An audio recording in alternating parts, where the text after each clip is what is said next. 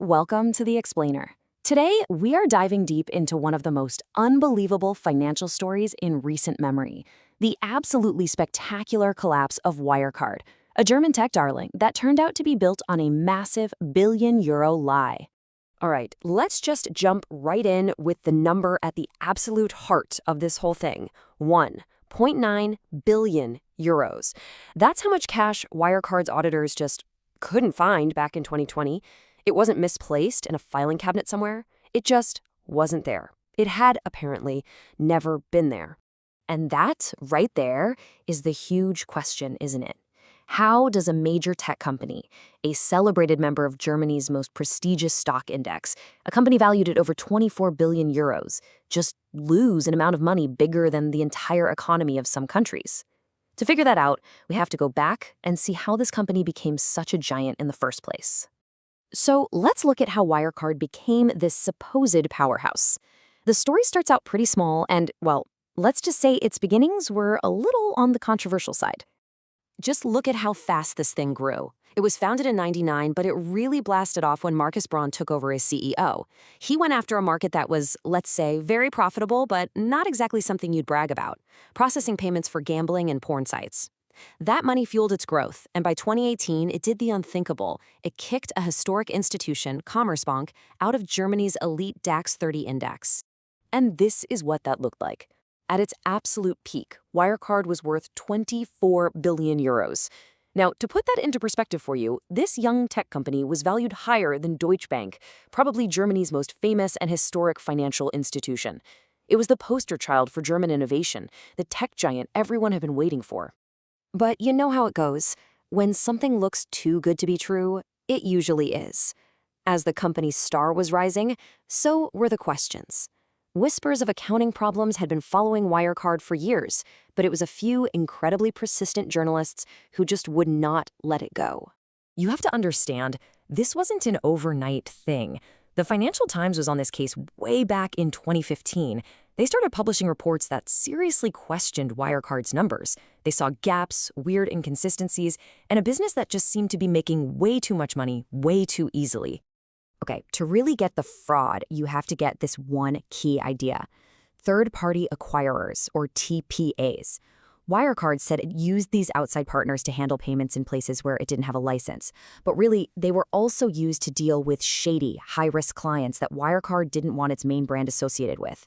And just like that, you have a perfect, shadowy layer to hide things in.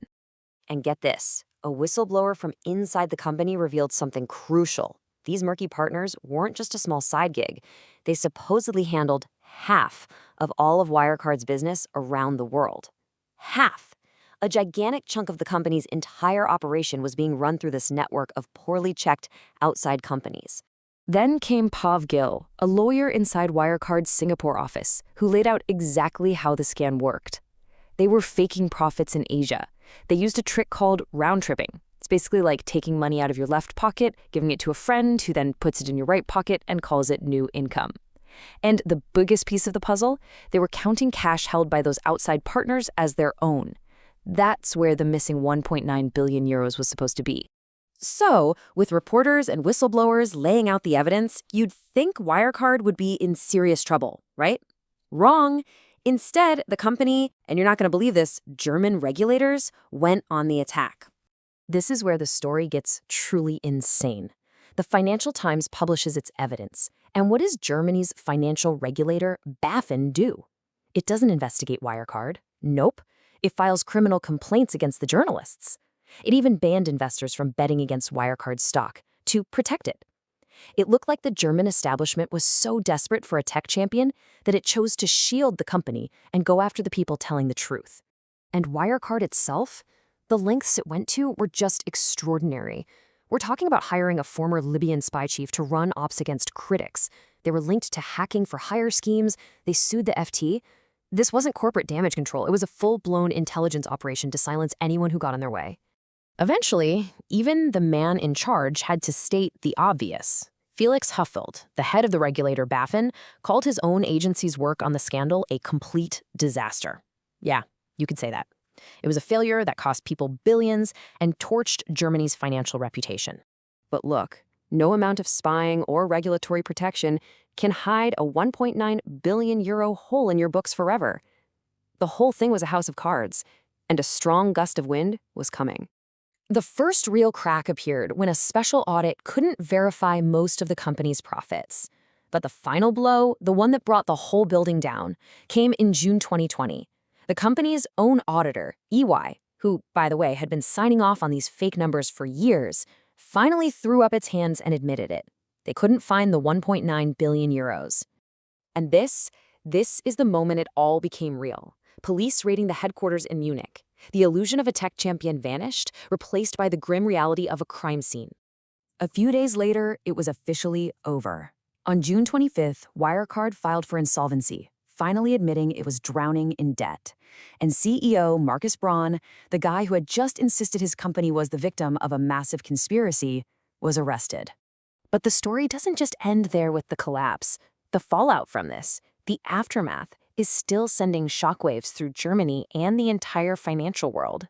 So, what happened to everyone? Well, the CEO, Markus Braun, is facing trial in Germany. The whistleblower, Pav Gill, bravely came forward with his identity. But then there's Jan Marsalek, the COO, the guy many believe was the true mastermind. He just vanished. Poof, gone. He's now a fugitive, one of the most wanted men on the planet. The scandal forced a real moment of reckoning in Germany. The country had to completely overhaul its financial rules. The bosses at the regulator, BaFin, were fired. Parliament launched a massive investigation. And the investors who lost everything? They're suing the auditor, EY, for failing to spot a multi-billion-dollar fraud for years.